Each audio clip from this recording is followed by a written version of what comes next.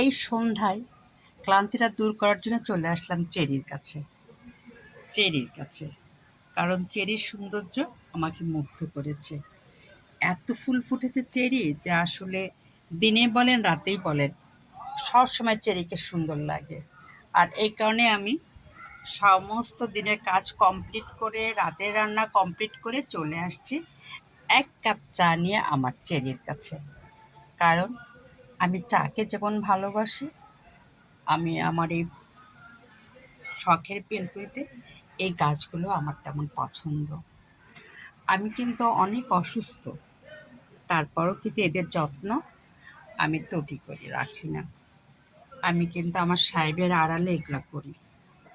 যদি উনি দেখে আমি মানে অসুস্থ অবস্থায় গাছের পিছে লেগে আছি, উনি অনেক কষ্ট পাবে, উনি অনেক রাগ করবে। উনি চায় আমি সুস্থ থাকি। এজন্য উনি ইদানিং সবসময় বলে, গাছপালা বাদ দাও, গাছপালা বাদ দাও, পরিশ্রম কমাই ফেলো, সারাদিন বাসায় থাকো আর এই গাছ নিয়ে এরকম উল্টাপাল্টা করো, আর ঘুম দাও না, ঘুমাও না, এজন্য অসুস্থ। আসলে তা না। অসুখ যখন হবে তখন হবেই। গাছ বলে কথা না, আর পরিশ্রম বলে কথা না। সবার একটা নিয়মে অসুস্থ আসবেই। তাই আমি বেশ কয়েকদিন অনেক দৌড়াদৌড়ি করেছি অসুস্থতার কারণে। আমার রিপোর্ট কালকে পড়া ডাক্তারকে দেখানো হয়েছে। আলহামদুলিল্লাহ মোটামুটি ওষুধ খেলে ভালো হয়ে যাব। আর এই জন্যই আমি নিয়ে আসছি ১ কাপ চা আমার শখের বেলকনিতে। আর তার সঙ্গে আছে আমার জাদুসোনা। আমার এই জাদুসোনা সবসময় আমাকে খোঁজে।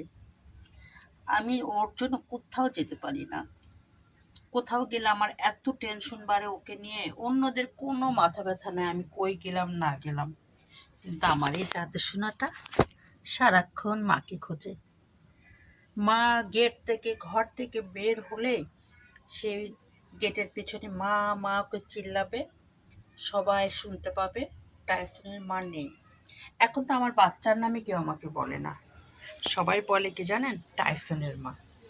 আমার কষ্ট লাগে না, কারণ আমি ওদের সন্তানের মতোই ভালোবাসি বিধায় আমার কাছে ভালোই লাগে। আমি হয়ে গেছি ফুয়াদের মাও না, ঐশীর মাও না, আমি হয়েছি টাইসনের মা। তাই না ময়না?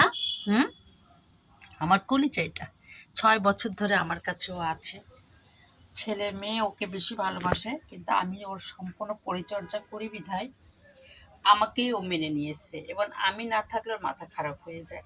আমার সাহেবও বলে, তুমি না থাকলে কারো কোনো সমস্যা না হলেও টাইসনের সমস্যা হয়।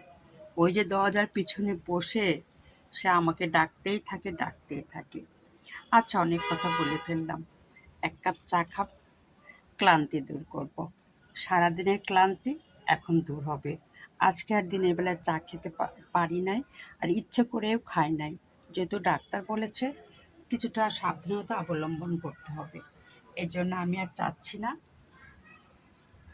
বেশি ঝামেলা করতে। এজন্য ১ কাপ চা, এই দেখুন আমার মনের প্রশান্তি, আমার মনের শান্তি। যে যাই বলুক না কেন, যে যাই মনে করুক না কেন, ১ কাপ চা আমার চাই।